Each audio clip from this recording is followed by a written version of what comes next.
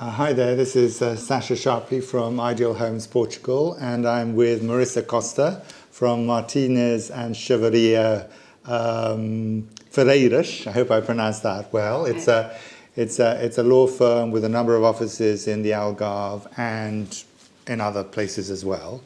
It's a law firm that Ideal Homes recommends to our clients to represent them in the purchase of properties, and if they need other assistance, visas, bank accounts, fiscal numbers, etc., etc. So I thought that we would spend a little bit of time together just to explain a little bit of the process around purchasing a property, and lots of other bits and pieces, especially about visas, that I think is something that you would really be interested in too. So, Marisa, to get us started, perhaps it'll be good for you to give us a sort of a brief summary of what the purchase process looks like in Portugal. Okay. So my name is Marisa. I'm a Portuguese lawyer in the international law firm Martinez and Ferreira. As Sasha told, we have several offices. In Algarve, we have in Lagos, Albufeira, Vila Moura, Quinta do Lago. We also have an office in Lisbon, an office in Estoril, and one in Oporto. We are an international law firm with offices also in Spain and Turkey. Regarding the purchase process in Portugal, I can say that it is a very safe process to purchase a property here in Portugal. The first thing that a client should do is to work together with a real estate agent in order to find the best property. The real estate agent will find for sure the best property for the client. As soon as the client finds the property, what is necessary to do first is the reservation of the property. After the price has been agreed, there may be some negotiation, then there may not be some negotiation, whatever. But once the price has been agreed in principle between both the buyer and the seller, then there's a reservation document. Yes. We can start with the reservation document, and normal with a small payment of the purchase price of the property. I can say it can go between 5,000 euros up to 10,000 euros. Just a small amount of the purchase price in order to take the property out of the market. This means that you will have a period, the reservation period, where the seller will take the property out of the market. The property will stay with the reservation for you. During the period of the reservation, you can work with a lawyer, a Portuguese lawyer, and the Portuguese lawyer will start requesting the documents of the seller, the documents of the property, will do a due diligence, and will prepare a contract with, we call here in Portugal, promissory contract of purchase and sale, with the conditions of the deal, with all the conditions of the deal. The identification of the buyer, the identification of the seller, the identification of the property, the price, the time for the payments, the time for the completion. So everything, all the conditions of floor plans, itemized list of everything that's included in the property, etc. Yes, everything will be at this contract. And also the penalties for both parties. The normal penalty is if the seller wants to sell the property to other person after the signature of this contract, he will have to pay to the buyer the double of the deposit, the double of the amount that the client already paid. If the client cannot proceed with the purchase and sale after the signature of this promissory contract, the seller can stay with the deposit. So just to summarize there, so that when the client is putting down a reservation, whether it's 6,000, 10,000, whatever it might be, that's a refundable reservation which is going into their lawyers, in your case you, client escrow account. And you then draft a reservation document which you send over to the seller. So that money just sits in your account. It's really like a gentleman's agreement between both sides. It's only when the contract is prepared and reviewed by both sides, and both sides are happy to commit and sign that contract, that there is a deal in place, and then it's at that stage that the seller will be obligated to pay back double the deposit if they don't deliver the property as specified, or the buyer would lose their deposit if they didn't complete and pay the balance. Yes, correct. The reservation is refundable, and during the period of the reservation, it is possible to do all the due diligence regarding the documents of the property, the documents of the seller, and the documents of the buyer. In terms of documents that the buyer will need for a purchase and sale process, he will need a Portuguese fiscal number, which is like a social security card, but the Portuguese fiscal number don't mean that the client needs to change the address or to change the life into Portugal. The client can purchase a property here in Portugal to live or for holidays and don't need to change the fiscal address, don't need to start paying taxes in Portugal. Just the taxes regarding the property, but regarding the income, if a client buys a property, don't need to change and start paying taxes in Portugal. If the buyer can come to Portugal, he can sign the documents, he can sign the contracts, the reservation, everything. If the buyer cannot come to Portugal, it is possible to issue a power of attorney in favor of a lawyer, and the lawyer will be able to act on behalf of the client. The lawyer can send all the documents and all the contracts to the buyer for him to check and to know the conditions of the deal.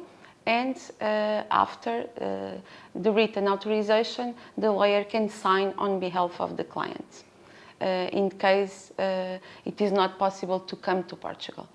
After a reasonable period of time, and when the funds are in place, and when the documents are also in place, it is possible to complete the purchase and sale.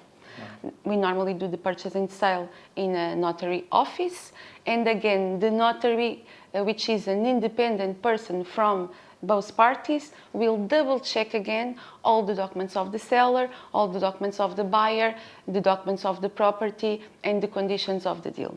And so it's important to realize, certainly for our American clients, because in the United States they have something called title insurance, which is sort of an insurance that they need to take out in case, I don't know, the land is discovered to be owned by someone else or something like that. But of course, in Portugal, there's no such necessity for having title insurance because the paperwork associated with that property defines exactly who the owner is and who the owner is eventually going to be. And of course, the notary office and the lawyers have direct access to the tax office to make sure, for example, that there aren't any mortgages on the property or any issues whatsoever, any fines, in which case they would need to be paid off by the time of the completion so that the new owner is always buying a property without any encumbrances. Yes. Is that correct? Correct. The lawyer will double check and the purchase and sale will be done without mortgages, without charges and without debts. Unless the client needs, of course, a mortgage to buy the property. In that case, it is also possible to request here in Portugal, but it will be the only mortgage that will stay registered in the documents of the property. Okay, so and then after completion, after the notary, then you need to register the property with the land registry office. Is that correct? At the land registry office and at the tax office. Right, and then you are full owners of that property. Correct. And then, of course, there are other aspects to that. If you are looking at, once you've owned the property, you're going to need to open up a bank account. In Portugal for, let's say, if you're going for a mortgage or to pay, your bills, electricity, water, and so on, you can help clients with opening up bank accounts. Can you as well? Yes, of course.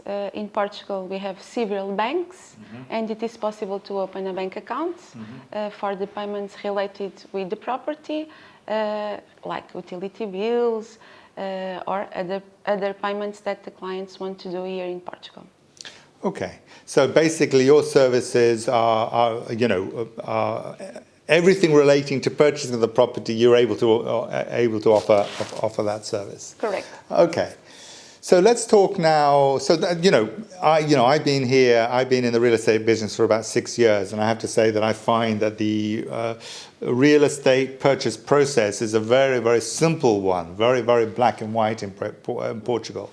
And if you're buying a ready-made property, from shaking hands on a deal to completing and having it in your name, 4 weeks is probably a reasonable time frame, so it's a relatively rapid process. Of course, it's a little bit different if you're buying something which is under construction, because in that case you're putting down a deposit, and then of course you're only completing on the deal at the end. Then, of course, there are taxes that you need to pay when you purchase a property. So can you just itemize, or not just taxes, but costs in general when you're purchasing a property? What kind of costs are we talking about here? So when you purchase a property, you will need to pay the property transfer tax. We have rates for the property transfer tax here in Portugal, and also the stamp duty. The stamp duty is always 0.8%. After the purchase, you also have the council tax that is necessary to pay each year.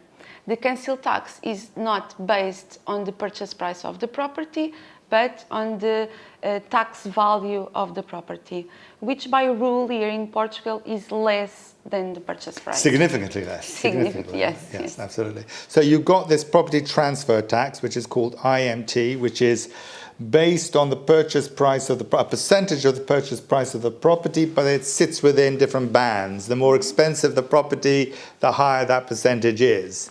And then you've got the stamp duty you mentioned. Of course, you've got your legal fees, of course, and then you've got notary fees, because there's a fee for completion in front of a notary, and there's a little bit for the land registration fees. Right? Correct. So all of that together, for a property around 500,000 euros, will probably be about 8%, something like that in total of the whole purchase price. I think that would be a reasonable estimate. Would you agree? Yes, I agree. Yes. Okay, so that's the purchase side of things. Now, let's talk a little bit about the golden visa. So the golden visa, I think, started in 2012, but it sort of changed at the end of last year. And perhaps you can explain to our clients, what are the rules now relating to the golden visa? What are the benefits, and what are the rules? What kind of property you can purchase, and so on? So the golden visa is a residency program here in Portugal for investors, which means that a person that wants to purchase a property here in Portugal can request the golden visa if the property qualifies to request that residency title. Since January 2022, we had changes in the golden visa program. At the present moment, for properties for the purpose of habitation, the golden visa, it is only available if the buyer purchases properties in the interior areas of Portugal. Low density areas. Low density, not the interior areas is the correct term. However, if it is not a property for the purpose of habitation, that limitation don't exist in Portugal. I'm talking about, for example, touristic properties, commercial properties, plots of land. For that cases, it is not applicable the restriction that is applicable for the properties for the purpose of habitation. So, if a client was interested in a golden visa, then they could look at properties which are what are called in touristic developments, right? Which don't have a habitation license. They're more managed like a hotel. And the limitation, of course, with a touristic license development is that if you want to generate rental income, you have to do it through through entity? through the entity itself rather than independently. But in terms of the quality of the products, the quality of the properties, it's the structure, it's all exactly the same. You could live there if you wanted to full time, I believe. But if you wanted to have a rental program, it'll be based on whatever that entity has put in place. Is that correct? It is also it is always necessary to purchase the property together with a touristic exploration contract, and in some resorts, in some cases, the sellers will allow the entities that will run the resort allow the clients to stay full time without the program of the rentals. Okay, and so the minimum amount that they need to spend is still the 500,000 euros, basically, like it was before, and it's still a cash purchase that they need to make. Is that right? The 500,000 euros investment is one of the possibilities. It's the more safe and more easy to get the golden visa. That one. The investment of 500,000 euros will need to be with own funds of the clients. If, for example, a property, the value is more than 500,000 euros, the client will use the own funds to purchase up to 500,000 euros, and the remaining amount can be with mortgage. So, touristic licensed resorts don't have what's called a habitation license, and this is what allows them to continue to apply for the golden visa.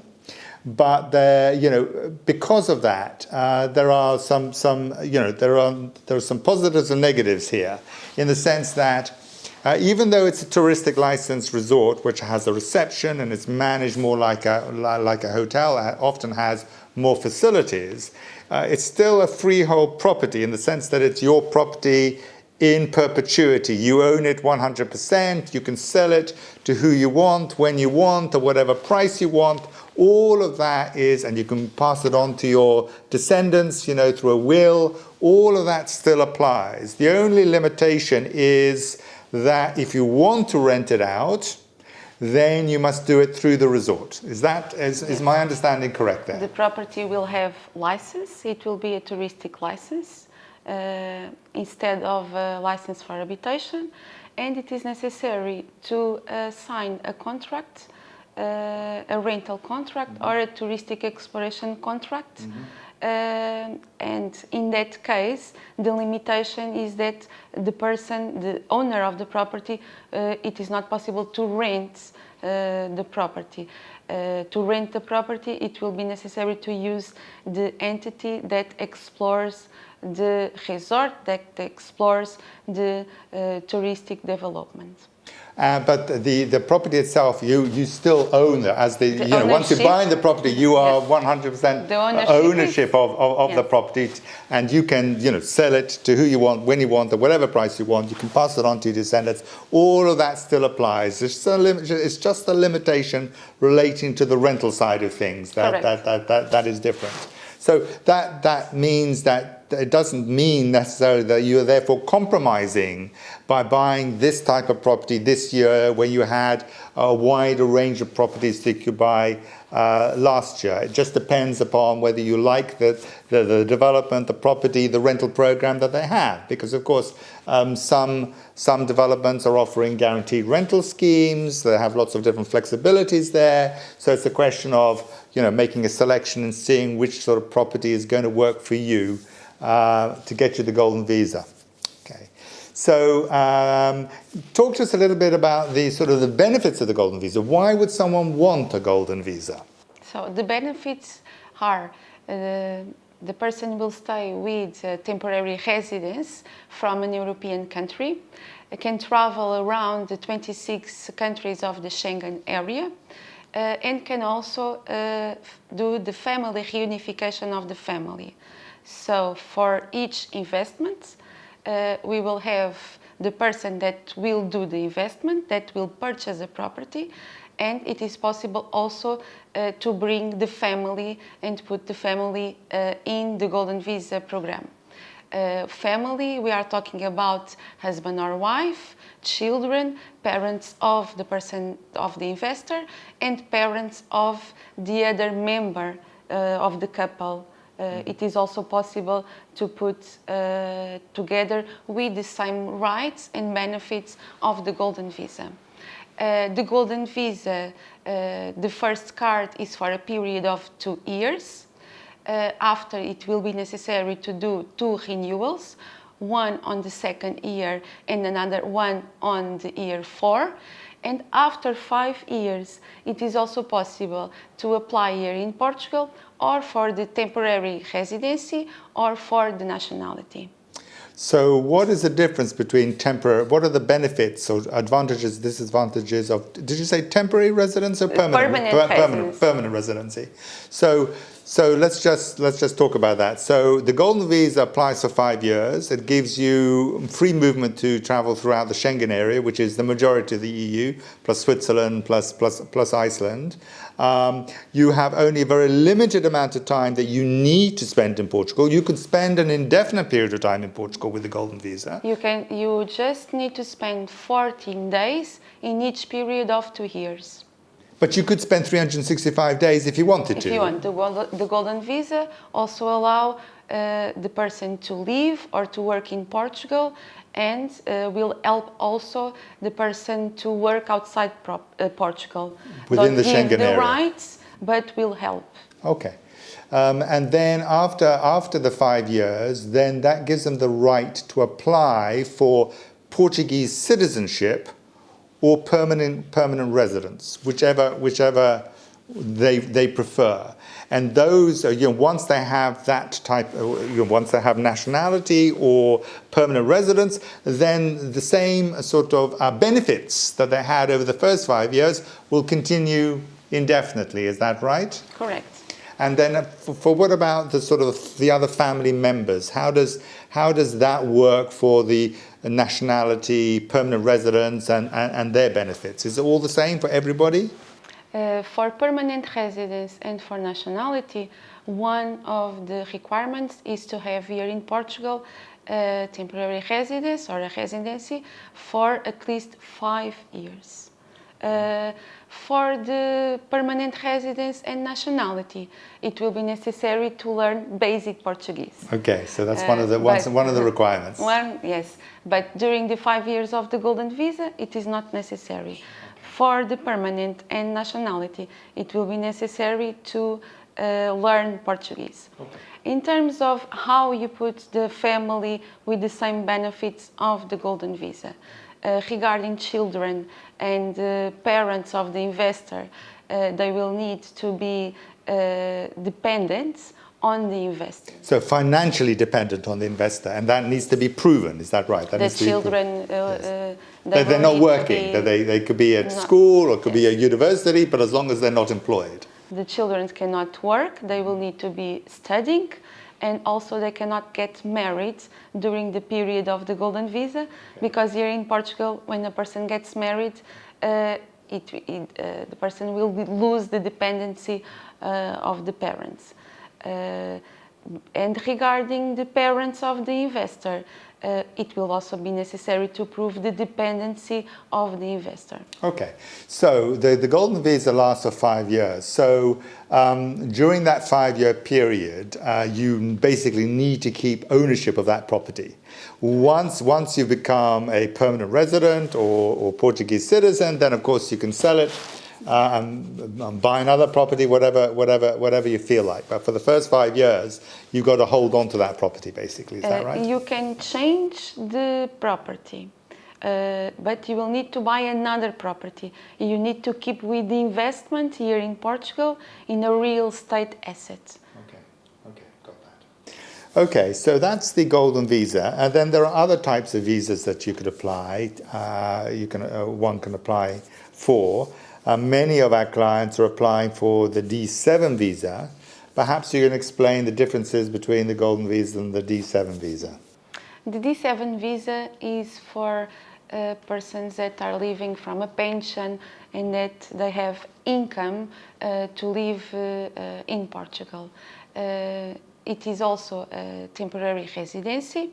The first card is valid for 2 years, and after it is possible to do the renewals like it is with the Golden Visa. After 5 years, it is possible also to request the permanent residence or the nationality regarding the D7. The D7 visa starts with the buyer will have to have a property here in Portugal, will have to have accommodation in Portugal, but the request is done outside Portugal, in the Portuguese embassy or consulate outside Portugal.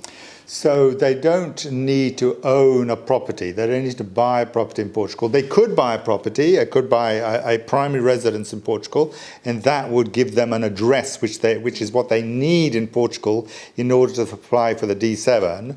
Or they could have a rental contract of 6 months duration, I think, minimum. Is that right? A long-term accommodation. A long-term accommodation.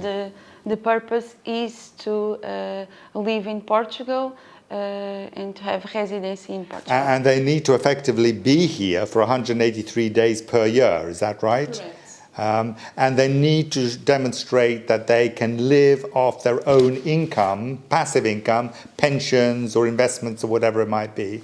And there are certain minimum sort of requirements as to the amount that they're earning for them to be able to get the D7. Is that correct? Correct.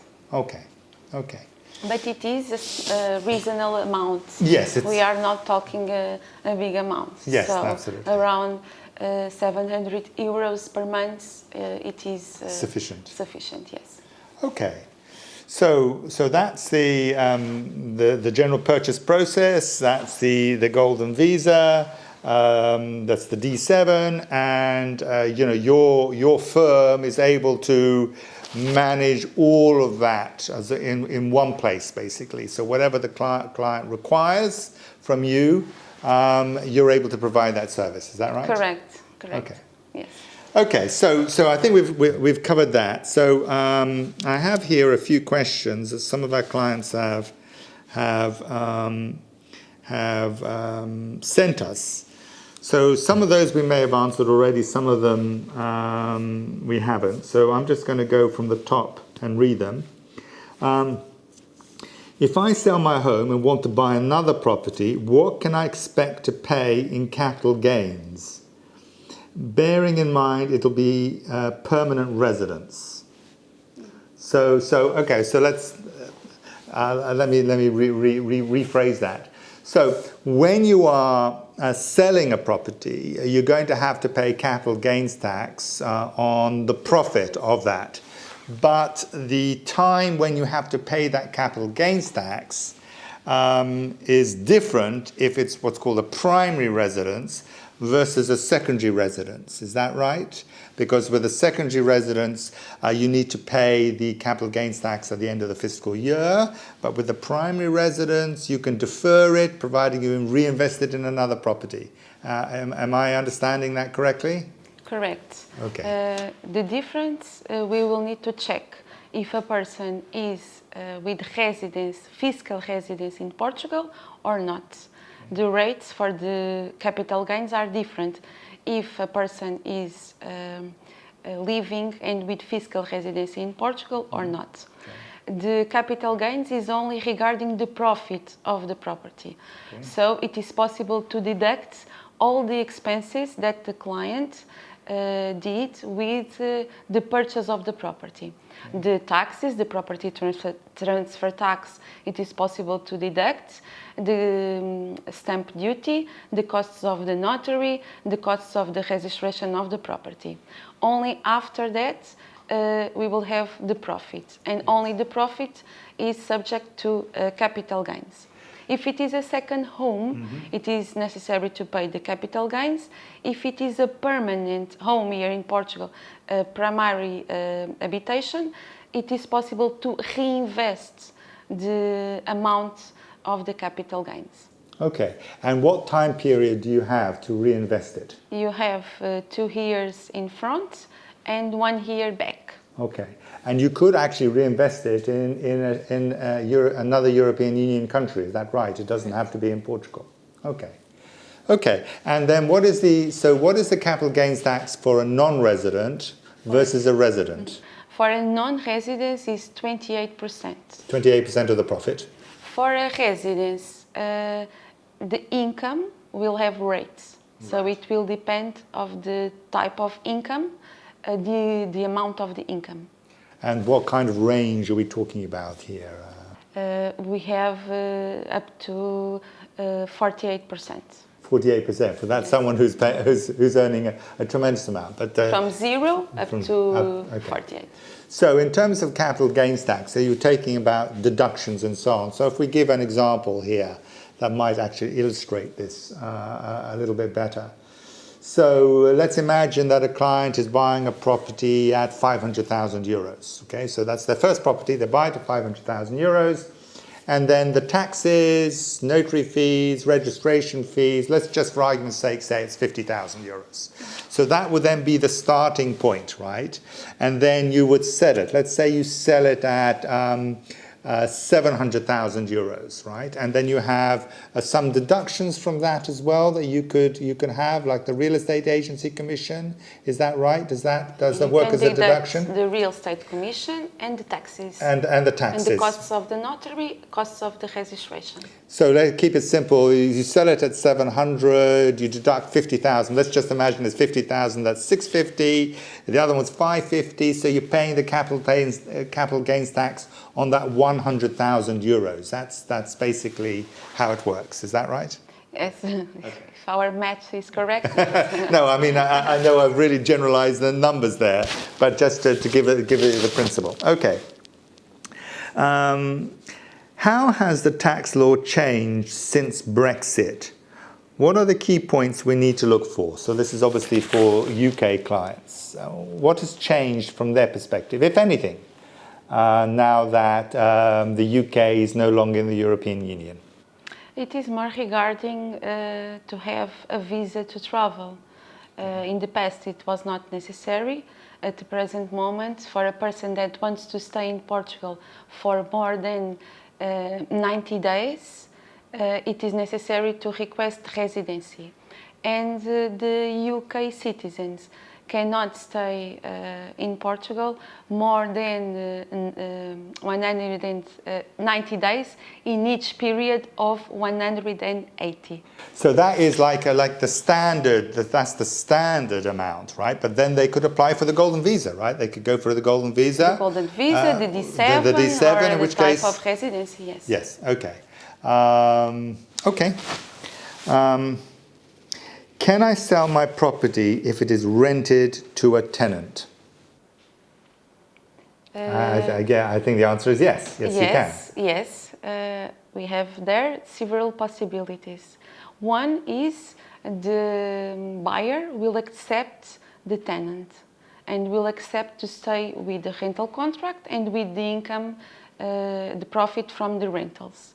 The other possibility is to get an agreement to cancel the rental agreement with the tenant, or if the contract allows, also it is possible to wait until the rental agreement stops to sell the property. So we have several possibilities, but it is possible to sell a property that is with a rental contract there. What the person that have the rental contract will have a right here in Portugal, a right of preference. So the seller will need to inform the tenant about the conditions of the purchase and sale, and the person that have the rental contract that is living in the property have also the possibility to buy the property, but with the same conditions, for the same price, and they're just given the right of first refusal. I think is the way we say it in English. Yes. Right of first refusal. Okay. I think we've answered this, but can I purchase a property if I'm not in Portugal? Can I use a Portuguese lawyer? Do I need to be present at deeds? It is not necessary to be present at the deeds. The purchase process can be done using a lawyer from the beginning until the end. For that, the lawyer will need a power of attorney. Okay. Do I need a will in Portugal, or is my UK will, or whatever country's will, sufficient? We advise to do a Portuguese will because it will be more easy to transfer the property in case of death. It will be more easy because some of the UK wills will need a probate to be valid in Portugal. And if we do here in Portugal a Portuguese will, we can use the Portuguese will to register the property in the name of the heirs. So it's a simpler, faster process. It's not that it's absolutely necessary, it's just recommended because it's an easier process. Okay. How does inheritance tax work in Portugal? We don't have tax between husband and wife, parents and children.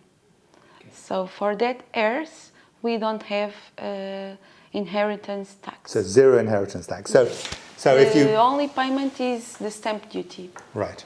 So, you would have inheritance tax if you wanted to give your property to your cat, though. Then there would be inheritance tax, right? To a brother, yes, you will have. You will have. But if in the natural heir, if you like, that's when you don't have to pay inheritance tax. Okay. I don't know where this question has come from, but it says, can Portuguese municipalities compel owners to carry out renovation work on their property, presumably, and who pays? It will depend. For example, a property will have a license, will have the conditions that allow the city council to issue the habitation license. For example, if the property loses the necessary conditions to lose the habitation license, it will be necessary to do works. It is not normal in Portugal, the city council to do that to a person. The type of the situation of the property will have to be very, very bad in order to that to happen. Okay, so this is a rarity. Okay. What factors do I need to take into account if I sell my property in Portugal as a non-resident? As a non-resident, it will be the same. So I think at least my understanding is that, if you're buying a property or selling a property, whether you are Portuguese, whether you're a European Union citizen, whether you're non-European citizen, it's all pretty much the same, right? The documents will be the same to sell regarding the property. The documents will be the same to sell regarding the seller. The only change we talked a little bit earlier, it will be the amount of the capital gains. Right, the capital gains, exactly. And whether it's a primary residence or a secondary residence. Well, what is the property tax in Portugal? Well, that's a difficult one to define because it depends upon the purchase price of the property. But, as I said... above 1 million, the property transfer tax is always 7.5%. 7.5%. For touristic properties, the property transfer tax is 6.5%. For habitation properties, we have rates, yes, based on the purchase price. Exactly. Okay, and of course, when a client is looking to buy a property and has defined a property that they want to buy, and then you're in conversation with them, then obviously, you now know what the purchase price of the property is, what kind of type of category of property it's going to be, whether it's a primary residence or secondary residence, and then you can just give an itemized breakdown, can't you, of all the different taxes, closing costs and so on, basically to the last euro. So a client knows going in, before they sign the promissory contract, exactly what all their costs are going to be. Is that right? Correct. We present a breakdown with all the costs for the completion of the purchase. So there are no surprises. I mean, it's not, so because your rates, your charges are based as a percentage of the purchase price of the property. It's not an hourly rate. So, everything is predefined. This is the most important thing for clients to understand. It's all predefined, so there are never any surprises there. Yes, we give all the necessary information for the purchase and sale process. Okay, so what does IMI, municipal property tax, mean? It is the municipality tax that all the properties will need, are subject here in Portugal. It can go from 0.3% up to 0.5%. And municipality by municipality, they vary, yes, don't they? Between they 0.3 have different and rates. Here, where we are, for example, in Lolé, is 0.3%.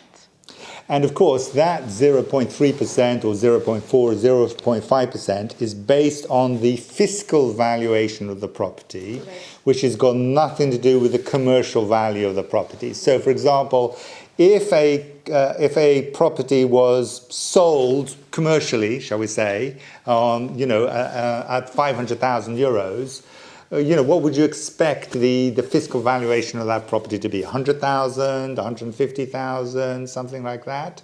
Significantly different than the actual purchase price. Is that right? It will depend of the areas, but it is normally and by rule less than the purchase price. So, I mean, in my experience, and I've sold lots of properties, probably average price of the properties I've sold is around the sort of 500,000 euro mark. And I'm expecting, the IMI to be, well, property by property it varies, but we're talking about 600 euros, 700, 800 euros per year.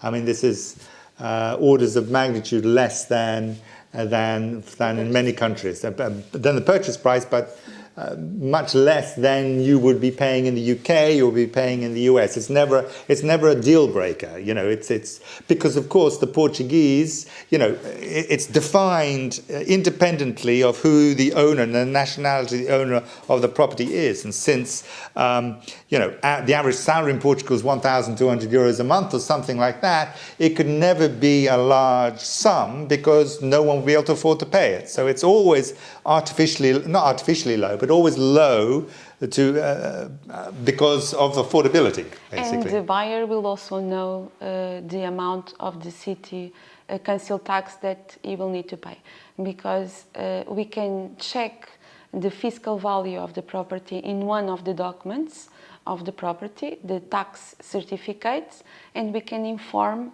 the amount of that tax to the client. Exactly, and in fact, I mean, in Portugal, the higher the IMI is, the more likely it is to be split into two or three equal installments. So if it was something like you're having to pay 800 euros per year, then they might split that into three because they think that if you're Portuguese, and not earning a very large sum of money, you can't afford to pay all of the 800 euros in one go. So they help you out by splitting it out into two or three installments. Correct. Is that right? Okay. If I buy an off-plan property and am unable to complete due to personal circumstances, can I sell it before signing deeds? That possibility will need the approval of both parties, the seller and the buyer. It is possible, in that case, to sell to another person. By the Portuguese law now, for that it will be necessary to pay the property transfer tax. And because there are some implications from the developer's perspective or the seller's perspective, isn't there, in terms of extra taxes that they might have to pay and so on. I mean, it's not such a simple thing, is it? That a client that has who's already paid a deposit actually sells it to someone else. It's not such a simple affair. It will be necessary the authorization of the seller. Yes. Okay. Yes, there's been a variety of changes made to Portugal's golden visa. I heard that there was no longer a 280,000 euro option. Can you please clarify that? For the golden visa, the amounts of the investment are the 500,000 euros. These 500,000 euros can have a discount of 20% in the areas of Portugal with low density, and it is also possible to buy a property for the amount of 350,000 euros with that discount of 20%, which will be the 280,000 euros. Again, for this type of investment of the 350,000 euros with the discount of 20%, it will be necessary that the property is in a low density area, and also that the property is for rehabilitation, and a real rehabilitation. So you will have an amount to purchase the property and an amount to do the rehabilitation work. The renovation work. The building contract to do the rehabilitation works at the property.